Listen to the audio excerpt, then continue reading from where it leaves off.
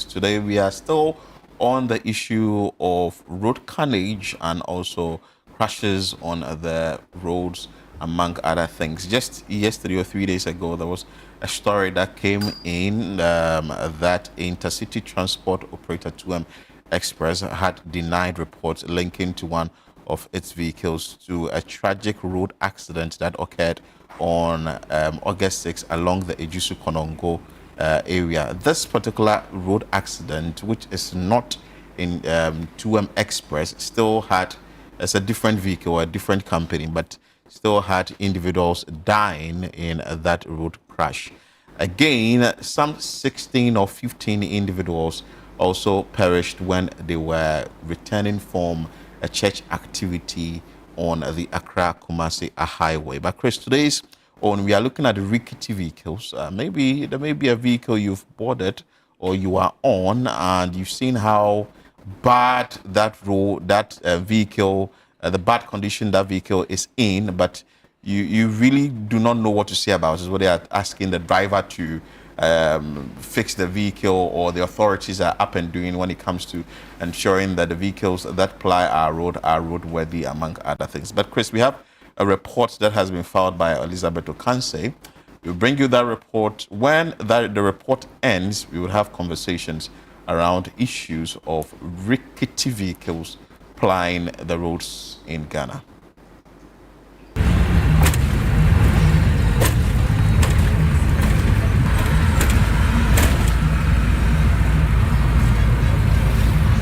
This isn't a junkyard.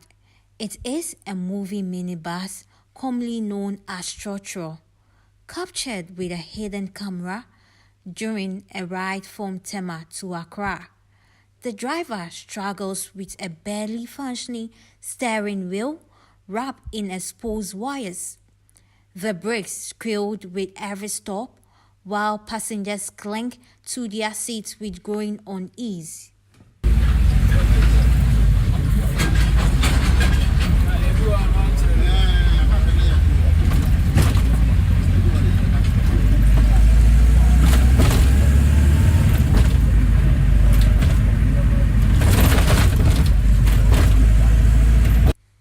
For many, the daily commute has become a leap of faith. Yet, with few alternatives, thousands board these vehicles, barely fully aware of the risks involved.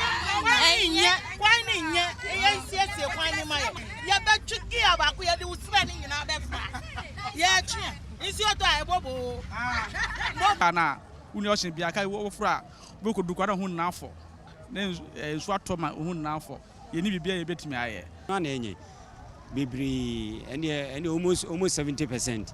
And they can see you the annual yanko in their bar, you and you overful. Also for this. No custom, and yakura. Wait me a faka be a bedroom hanahano, now costing. My son say, we never been into a so many genisa. I feel so no can't be all cranes so ta a babu walk up in bra, ubi drew baby, oko. Some commuters told ChannelOne News they have endured injury, damaged belongings, and even soaked clothing thanks to leaking roof, shattered windows, and general neglect by vehicle owners. And some of the Trotros, they are very, very old. They are very old. Some even, see, you are entering, it can catch you. They are very, very old. You can even look at this one. Look at how the state of the car is. Very old. Yeah, very bad, very bad. So the maintenance is not there. They don't maintain their vehicle at all. Drivers, meanwhile, cite the high cost of spare parts, poor road conditions, and unpredictable earnings as reasons for delayed or skipped maintenance, despite recent fuel price reductions. Musa seat amoye, me wunsu no for seat na moye. That be seat into ni seat mu. They be a passenger seat obu adentia. It's a cow nanu. Onti so.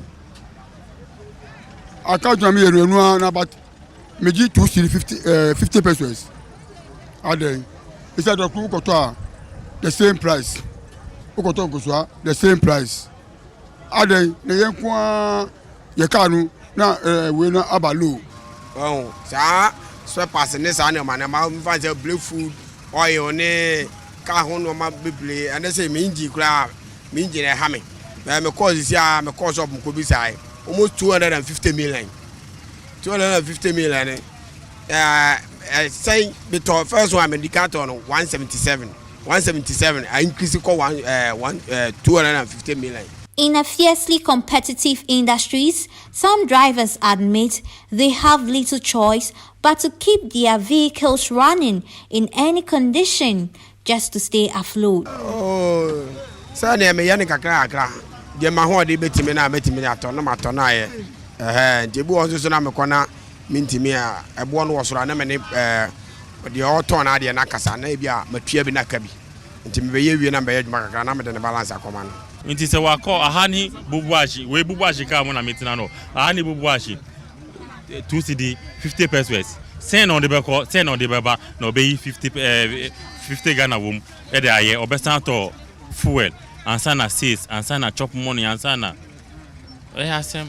Passengers also lament inadequate infrastructure at bus terminals, pointing to the lack of shelter, long queues, and a shortage of vehicles on busy routes. Authorities, however, says reforms are underway. Public Relations Officer of the National Road Safety Authority says the agency is working with the DVLA to clamp down on dilapidated vehicles and enforce roadworthiness regulation in a bid to curb avoidable accidents. And so we have been collaborating with DVLA to enforce certain bylaws and certain policies so that will make sure that they are off the road. And recently, together with DVLA, led by DVLA, we are enforcing the road side check of defect and infraction delinquency.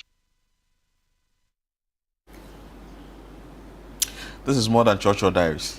Yeah. Yeah, so we want to also engage you out there. When last did you board Trotros? The condition of the Trotros. 0302-784-969. 0302-784-969. Chris, what do you make of the Trotros public transport we have in the country? Specifically, you go to Kaneshie, Odoko, Circle, Medina, Adenta, coupled with the fact that we have deployable roads?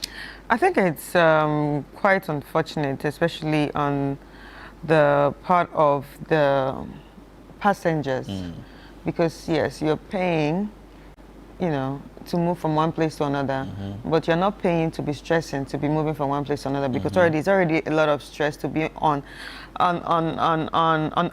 a line to enter the vehicle, and then sometimes you just want to relax in the vehicle, but then you enter the vehicle and realize it's a weapon of mass destruction.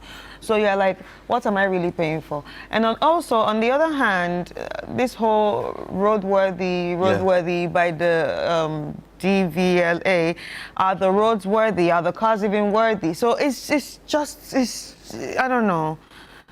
So because when I visited the Franco and Soham Highway, and I filed the report, there was one of the drivers who asked that, is this road worthy for the police to be asking us how worthy our cars are? The cars are, you know. So you would board a Trotros, and before you even get to work, your attire is dirty, or it will tear it. Yes. Sometimes. You understand? It might even cut you. So when it cuts you, sometimes you need to go and take tetanus shots and all that. So we're also asking you out there. Join us 0302-784-969. So you tell us your experience in a rickety public transport. What really you want the authorities to do about it? Because it was in this country that we were in that a directive came that all public transport or commercial vehicles should have seat belts. Thinking that some form of monitoring would go on so people would have the needed seat belts in the vehicles. But when you they say board. that, like when we say all forms of public transport should have seat belts, do they realize that when some of these buses are brought from wherever they are brought from, they actually have to realign the chairs? So maybe the chairs are meant for like only 3 people. They have to remove the original chair and then create their own chairs for like more passengers to fit. So where is the space for the seat belts? Are we going to Interesting question. Oh Lord. Mustafa is joining us. Mustafa, good morning. Okay, so we actually had Mustafa, but I think he's gone off the call. So how are you going to do that? Because the driver and the owner of the car are trying to meet some certain target. So another thing too, which one of the drivers said that the owners of the cars don't really care. Yes. Maybe when they start taking the cars or seizing the cars, they will care about how their cars look. Maybe they also do not care because should you repair the vehicle, the next minute is on a deployable road. Oh, well, that's true. Yes. That's another angle. So it makes it difficult. Clement from Domi, good morning. What do you have to say about this? When last did you board a public vehicle, and what are the concerns you want to share about rickety vehicles that we have on most of our roads? Actually, that was 2023. I bought it from TVT as a and it was actually raining, so the rain fall on us through our journey. Wow. And it was very pathetic, very bad. Practically everyone in the car was wet. And we were feeling cold. So I think the Ministry of Transport should be up and doing. There are some cars that are not supposed to be on the road. They should grant them. And some of the car owners too, they shouldn't use the high price of spare parts, and they are not attending to their vehicles with maintenance and other stuff. Because if the car is not in good shape and then you put it on the road just because you need money and you are not maintaining the car, think about the lives of the people that are in the car. Because if there's no human being to board the car, you wouldn't be on the road. So I think the authorities should be up and doing, because we have come a long way. Nowadays, accidents kill lives more than any other thing in this world, especially Ghana in particular. So I think the authorities should look into that as well. Thank you. Thank you. You're welcome. You're welcome. I like what he said, that people should maintain their cars too. Especially owners of the cars should learn how to maintain their cars if they want their cars on the road. But like you said, if I'm going to maintain my car, where am I going to drive it on? Which road? Because the truth is that these spare parts are very expensive. Very, very expensive. Very expensive. So if we are going to be changing spare parts every 3 months, is it still going to be riding on that road? How much am I making? I have a family to feed. The driver needs to feed his own family. The mate needs to get some money at the end of the day. Anyway, we have a caller from Baoleshi joining us. Hi. Hello. Hi, good morning. What's your name and where are you calling from? Good morning. My name is Kobe. I'm calling from Baoleshi, closer to Dodowa. All right, Kobe, can you share your experience with us with public transport? There is a particular issue that bothers me so much concerning this thing you are discussing. So maybe through your medium, you can help them relook at it. Sometimes you'd realize that the cars that we are complaining of, by the time you check, the DVLA sticker is okay, it's not expired. But then, there are instances where you see that somebody, a strong car, right from the DVLA, maybe 3 days, 4 days, there is an issue with the car, maybe the tire or something, but that car will be moving. It can equally cause an accident. Right. So I believe that the major concern should be the road. In all circumstances, when the roads are a bit okay, I think the accidents will be reduced. Because just like we are seeing stronger cars and heavy cars even getting accidents, in some cases, the Trotros drivers, they themselves, knowing that their cars are faulty, they can slow down. but I would like the focus to be on the road, because a strong car, a rickety car, it will be very difficult to tell. You see a car with a good body, but mechanically it has issues. Right. So yes, I would like your medium to help us. Let authorities concentrate on the road more. Then at least the police will have very little work to do. Right. That's my little contribution. Thank you so much, Kavi. Thank you for joining us. You heard him. The roads. The roads, yeah. It's more of the roads than the cars. But then again, though, I also taking from this point. If the roads are in deplorable state, agreed. But some of the owners of the vehicles or the drivers will leave the vehicle in a very bad state. You see a vehicle rusting, and the person actually does nothing about it, because for him, this is what is allowed on the road, so I'll definitely drive it on the road. And it's also another bad issue. Godwin from East Legon is joining us. Godwin, what do you make of this? Let's hear from you. Boss, good morning. I send my greetings to your followers and your listeners. I'm very interested in this conversation. It's very terrible. It's very, very terrible. Sometimes I feel very bad being in Ghana, or even though I'm. Oh, sorry. We lost Godwin there. I actually wanted to ask him why he feels bad being in Ghana. The minute he said he just started being in Ghana, yeah. The line went off. Is it that someone cut the call? But I think I also understand it, because when you go to the Western countries, their transportation system works. Yeah. I'm not sure you would find rickety vehicles on the streets of maybe London, or you find rickety vehicles on the streets of New York or all that. But here we have it in Ghana. Andy joining us live. Andy, good morning. Good morning. Let's hear from you. What do you make of this conversation? Okay. My little contribution is I stay in Dansoman. Okay. And then from Dansoman to Seka, I'm very tall in stature. So anytime I board a car, I have to coil my legs like a snake under the seat.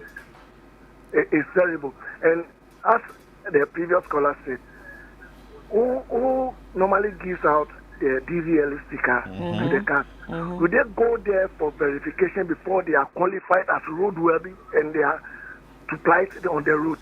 If they are not qualified, why do they issue the roadworthy certificate to them?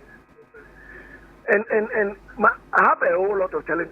The police are much aware of some of these things, and because they want to get money out of these Trotros drivers, they don't. So based on that, I have arrested you. Then they take money. This is the problem, and I don't know.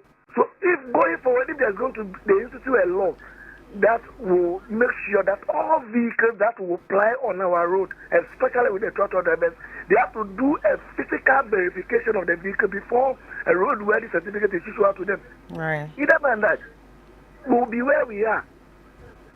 Sometimes the queue will be long and you don't have any option than to just sit in because you'll be late for work. So the government should look at some of these things for us. The DVLA should look at some of these things for us. The police will be encouraged to arrest some of these things, pack those vehicles aside. The last time I was in the vehicle when it was raining, and you can imagine somebody putting on umbrella in the vehicle. It's serious. Oh no, hold on. You were in a vehicle that ideally should have a shelter, and yes, because it was raining, someone had to open an umbrella in the vehicle. In the vehicle. Is that to say that there were leakages in the vehicle for which the terrible. water was coming into the car? That day, it's like everybody was virtually wet in the car. Wow. And where the mate was sitting, there was no glass there. So the mate there, every part of the body was totally He went home well bathed, like he took a bath in the vehicle. It's terrible. And these are the vehicles that are applying on our road now. And they are not doing anything about it. They will go there, DVLA will take their money, they will issue out a certificate to them. Wow. Okay, thank you so much for that. I think that the point he has made is also very interesting. But I don't know. I also saw a video of a Trotro where there were passengers in there. It was raining. Unfortunately, they had a market man that had a pan and had to hold the pan to receive the water that was leaking into the vehicle. And now that it's a rainy season, there's going to be a see lot more more of these that. things. Yes. Because even the second caller said the same thing, that it was in 2023, he said. Yeah, 2023. And they all got wet. So it's a real thing. Wow. Anyway, Mohammed. Yeah. Mohammed is joining us on the line right now. Hi, Mohammed. Yes. Hi, morning. Good morning. You are welcome to Breakfast Daily. Where are you calling from? I'm calling from Katamasu. All right. Mohammed, can you share your experience with us? Please, I also had an incident from Tema to Katamasu where, though our route is very deplorable, from Mashama down to where we find ourselves. But sometimes you pick a car, if you are not carefully, when you are wearing slippers, you can even step something like what you people are talking about, the rickets, and then you get hurt. And then later when you are trying to complain to the drivers or the mates, it will turn to a quarrel. So we wish maybe if they could do something about those things, it will help us a lot. Right. We are suffering because when you experience those things, if someone who is not all that, maybe who can take care of him or herself or taking it as serious, taking it to hospital to take care of it, maybe it will lead to something different. Right. Yes. So when you report to the mates and the drivers, what do they say? Sometimes they will tell you, if you wish, never use their car. Oh, wow. They are not the only people that is using that route. Wow. I had an incident like that, so I have to go to hospital to do some checkup because of tetanus. Sorry. But it was good that you went to the hospital. All right. Thank you so much. You're welcome. Anyway, it's very important that you get yourself checked out anytime that you are caught, in one of these vehicles. Because of how the rusty nature of the vehicles, you don't even know where you're placing your leg, you don't know where your tire is, you don't know where your arm will be. Even with the clothing you are wearing to work, you can't even tell whether by the time you get to the office, if you are in a white shirt, it's still going to be in the white color. There was this message which somebody has sent, says, I think the pressure should be put on the association at main stations to ensure that all cars are in good condition. Inspectors should go there and check cars at least monthly before they start loading passengers and putting their lives in danger. Michael from New Botiano, you're joining us live. What do you have to say about this? Honestly, you are ChannelOne. I say thumbs up for all the discussions and issues you've been bringing up for us to discuss. Thank you. The issue of public transport in this country, honestly speaking, has to take a holistic overhaul for us to be able to actually handle it. To really, Ghana deserves better. Honestly, Ghana deserves better. Where we have gotten to in this age, the services the transport, the GPRTU are giving to the public is abysmal. It's so poor. You can talk about it anywhere. Now, one of the main issue we have to tackle is about the acquisition of the vehicle. The pressure on the owners is too much. The loans they go in for to acquire those vehicles. And so there is so much demand on the drivers just to bring money. Right. So the welfare and the well-being of the passenger is out of the question. Right. The drivers, some of them, when they take the car from Monday, they don't go to the house. They sleep in the car. That's why you see some of them so dirty and smelly. Because they have to make the target. The work and pay they take. The money is so exorbitant, you can't blame the people who have acquired the vehicle. The risk is too high. When you go to Abosukai, the parts, some of them are already bad and they have refurbished it in the way. When they go and acquire it and fix it on these vehicles, hey, it's another problem. We am saying is this issue you people are taking it up. Let us refine it.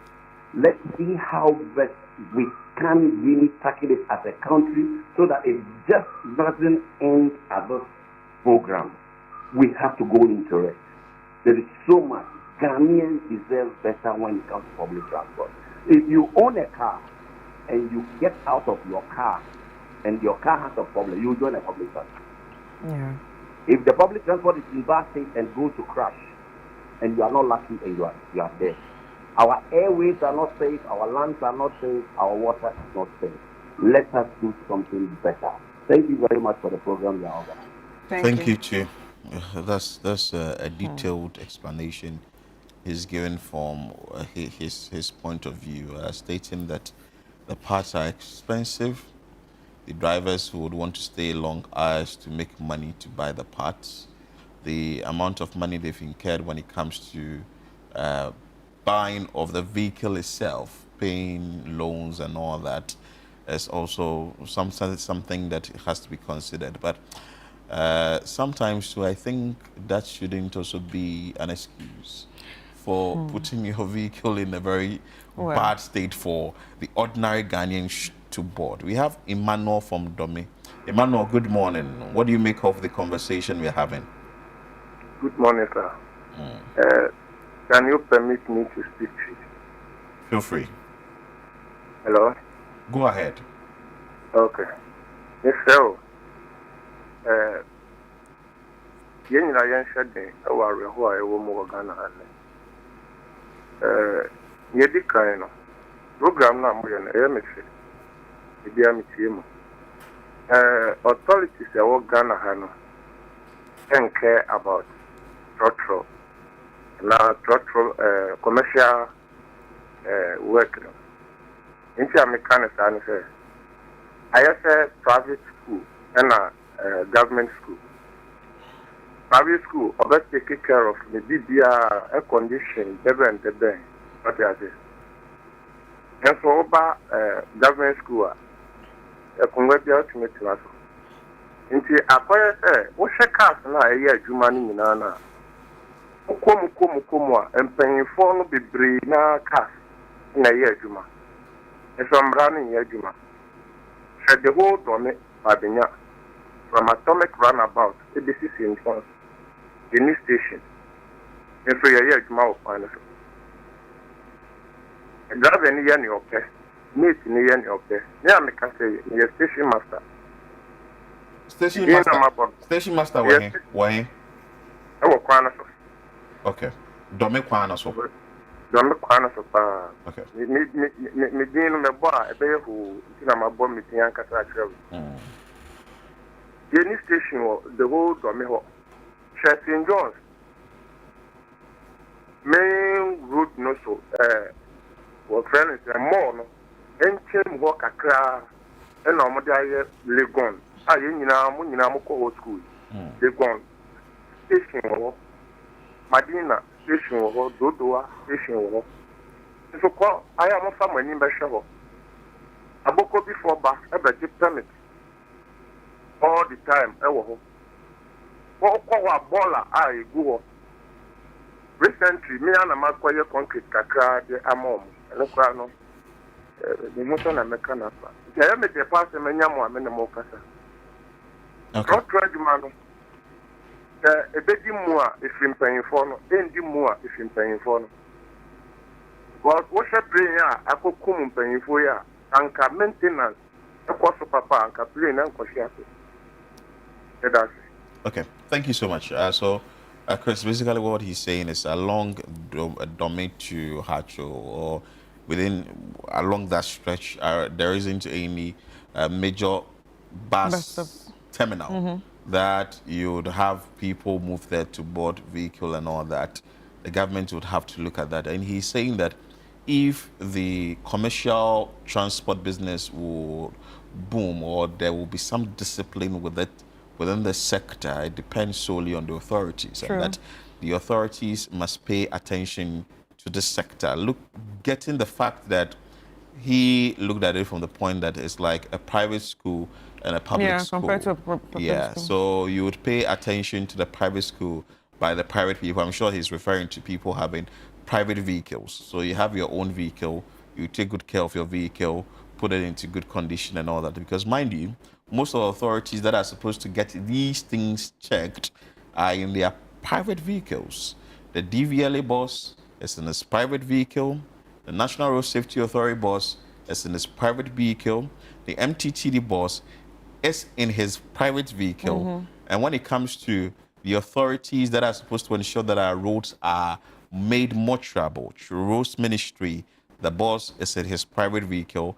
The Transport Ministry as well in his private vehicle. So that these people wouldn't have the chance to actually stay or be experiencing what is the ordinary Ghanaian is experiencing. So it's going to be like, okay, fine. So we are seeing what is happening, but as to the kind of measures we are supposed to put in place as officers or as authorities, we are yet to put in place because we are not directly involved when it comes to these things. But Chris, we have Mr. Abaka, Amos Abaka, who is the manager for vehicle inspection and registration, join us live to let us understand what the authorities do about this thing, checking the commercial vehicles on the road and ensuring that passengers get the best to sit in for commute from one place to the other. So Amos Abaka is the manager, vehicle inspection and registration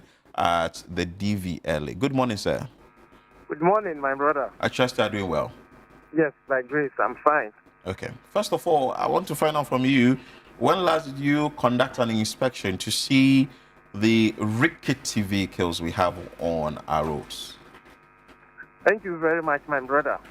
We are all aware that indeed this is a problem. And so it is a routine activity. And once we review our operational activities, going forward, we decided to deploy strategies to deal with matters like this. And so now the authority has what they call the compliance and enforcement unit. In fact, not long ago, you remember there were some fines that were circulating in the media. The 225. Yes. So, in actual fact, enforcement is the police, even though the LI gives us some kind of responsibility. And so, in between the time the people come for roadworthy and the next inspection, 6 months or 1 year, a lot of things happen. That is why the law envisaged that enforcement would show the gap in that respect. And so our strategy for now to deal with this matter is to form the compliance and enforcement units who are empowered to be on the road so that we will be able to take care of those things. And so our compliance and enforcement unit routinely go out there, and any vehicle that has defects, we invite you to the office, we revoke your roadworthy and other documents, and you will be compelled to undertake those repairs before the vehicle is left back on the road.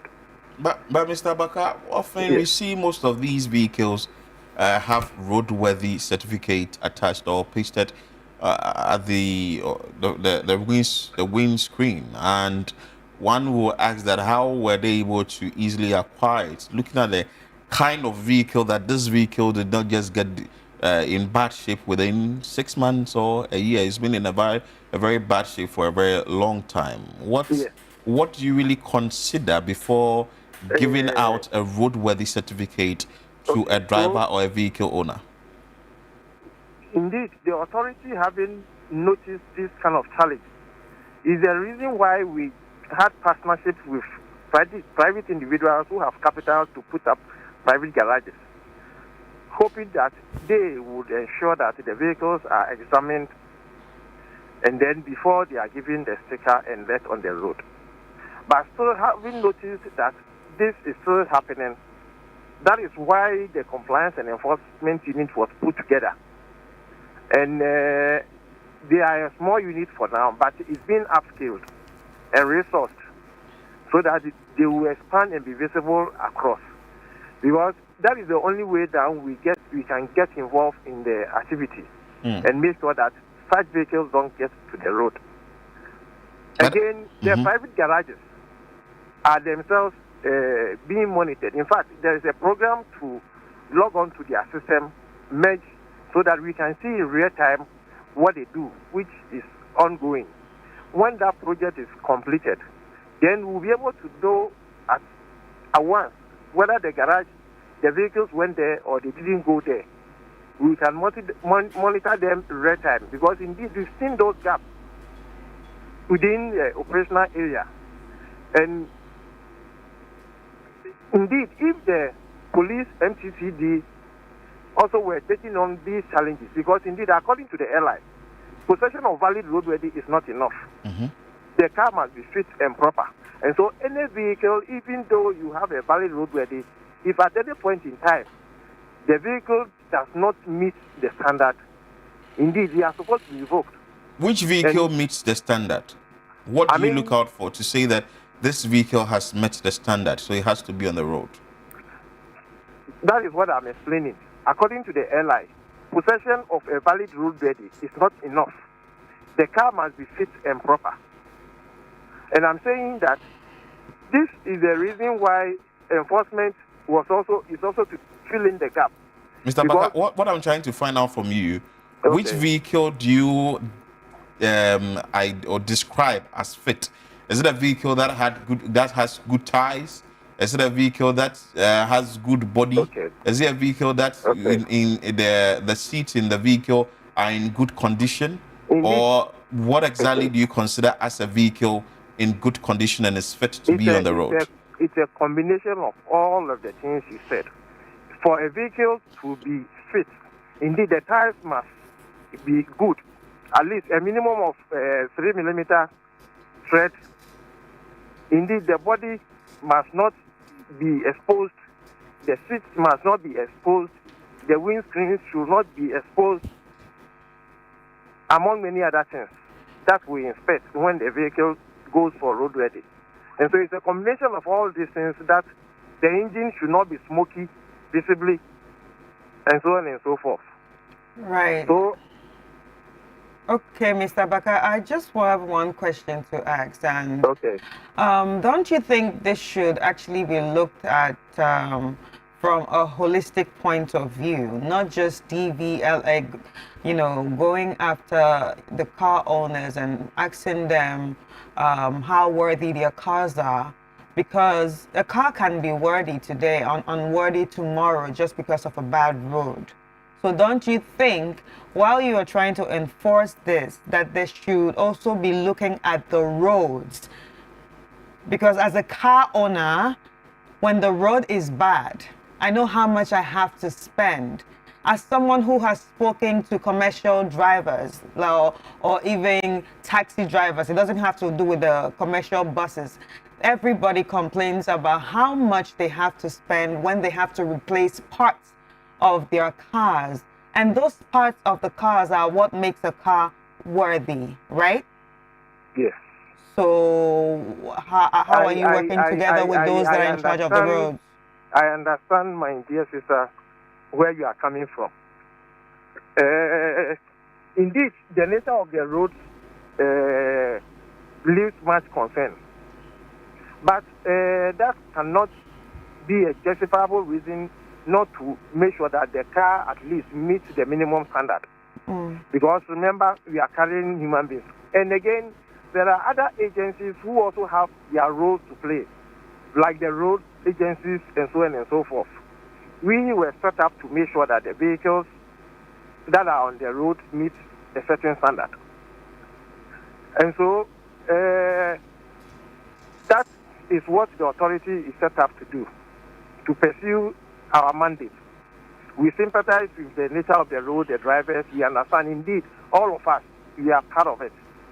We are affected one way or the other because we drive.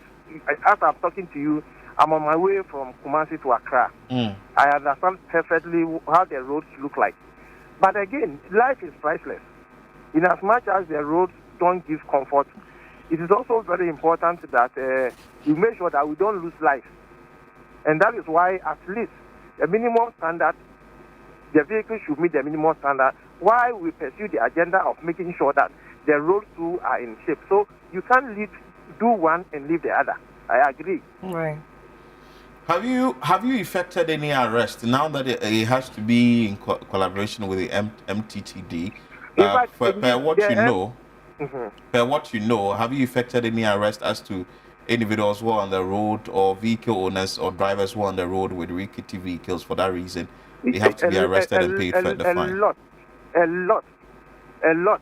In fact, I don't have those details, but our compliance and enforcement unit, a whole lot of arrests are made, and people can indeed when you are apprehended, either you undertake the activity because immediately we suspend your roadworthy and other covering the car, and then you'll be made to go and fix. And they go on the road 3 to 4 times in a week. Indeed, the chief executive has said he's even going to upscale it so that they will be there every day. And so once they do, there are a lot of arrests that has been done. I'm sure later I can share that data with you, what the compliance and enforcement and the number of people they've apprehended and the kind of challenges that they have asked them to. Going forward, is there any collaboration with the driver unions to ask their members to put their vehicles in good shape? So that is why, yes, indeed, we have collaboration with them to bring education to their doorsteps. And so periodically, our teams go running. Even this week, our chief executive launched what we call the bus terminal project, where we will visit the bus station, among other things, ensure that their services are rendered at the station for them, and as well as educate them on the right things to do regarding their documents, so that you don't fall foul of the law. And so, yes, that collaboration exists. Well, I'm sure you've set off. You said you're on the Kumasi Accra road, so Yes.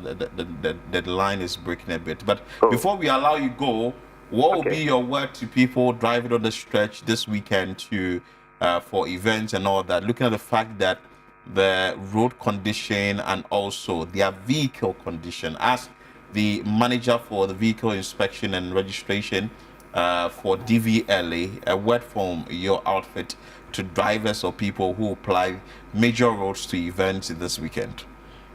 I advise them is that indeed we don't know the state of our roads now. That doesn't mean that we should start. We should avoid drunk, especially when people who Sorry, I think we are losing him, his line. But that's okay. I think point well made. That is Amos Abaka. He is the manager at Vehicle Inspection and Registration at DVLA. He has said what the outfit is doing about this.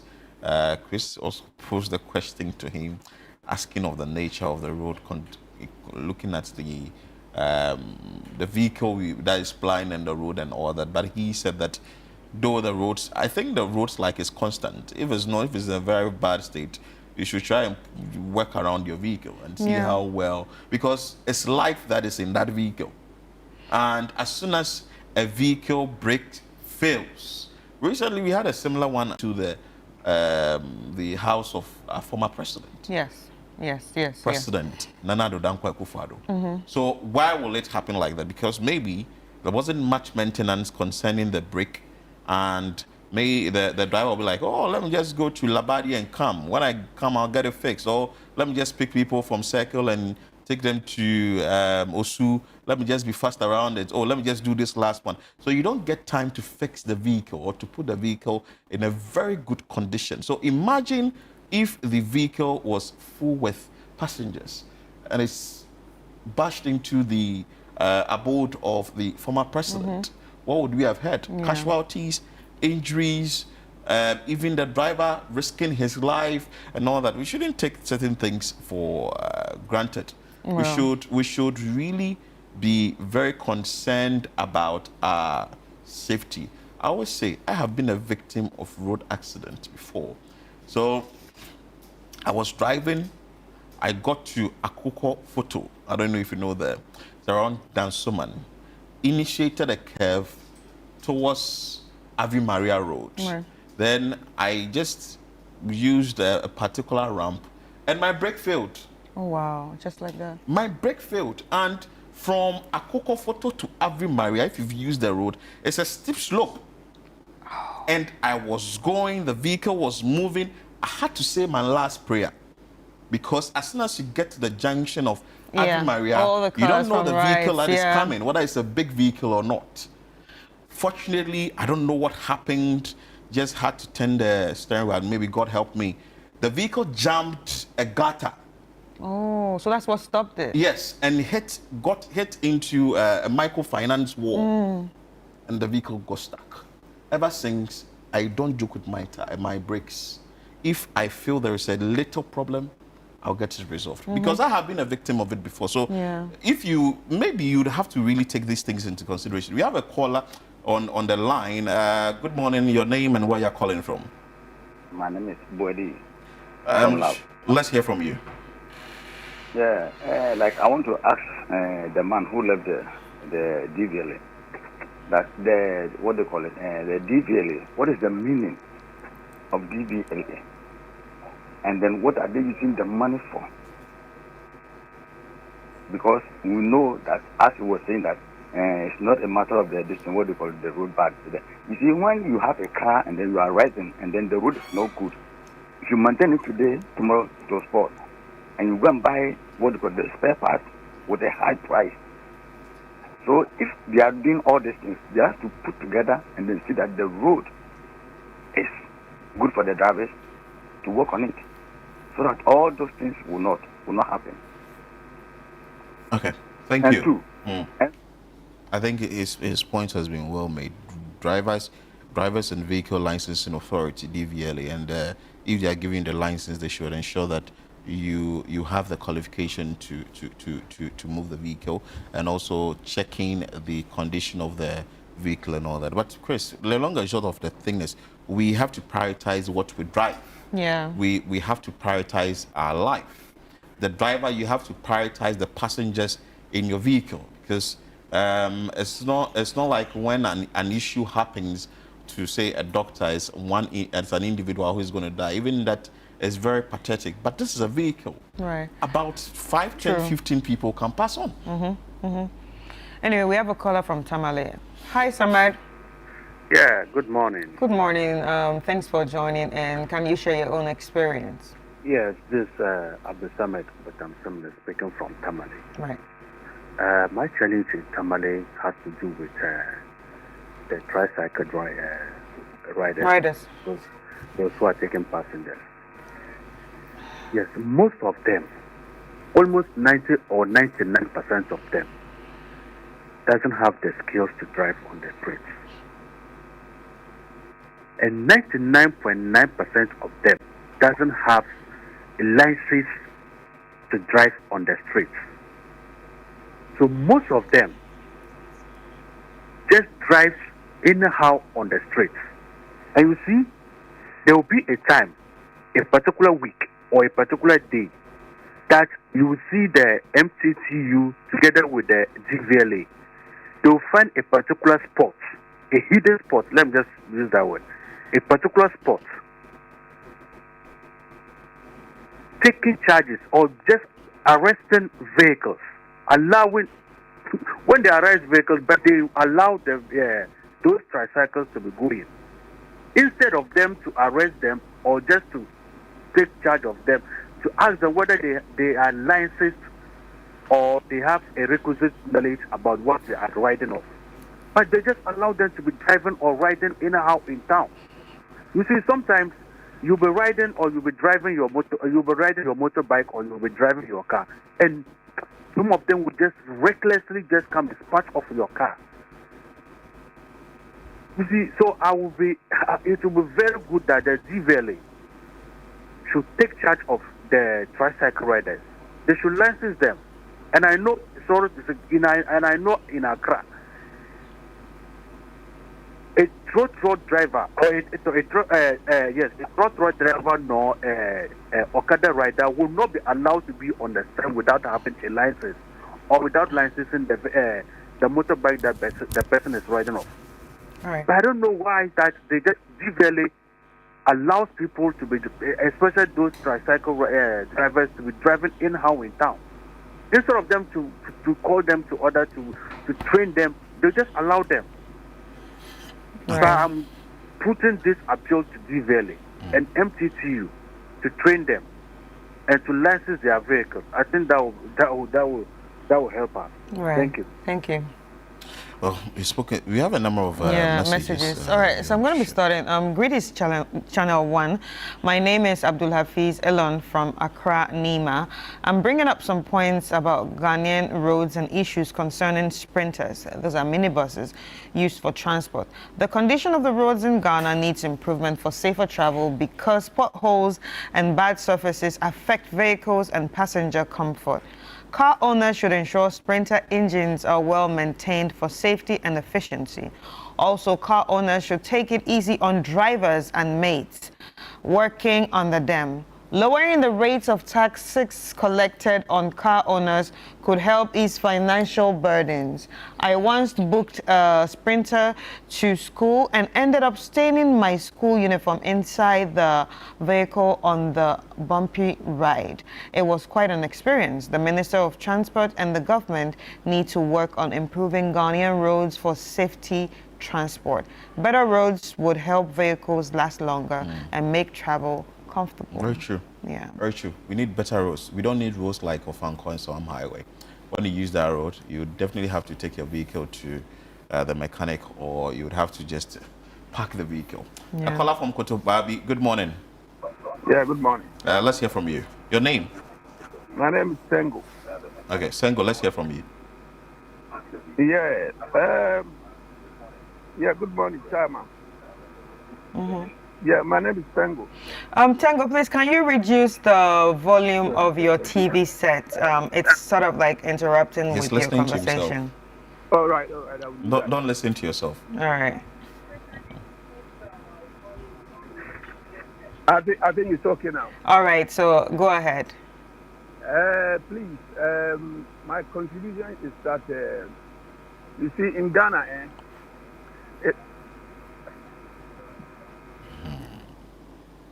Sorry, we would have to let Sengo go because he was listening to himself. But you were reading some of the messages, a number of them. This one is good morning. I'm Joshua from Kwabenya. Please, I boarded a Trotro and a metal tore my shirt. I told the mate that they should fix their vehicle properly, and they started apologizing. Sorry.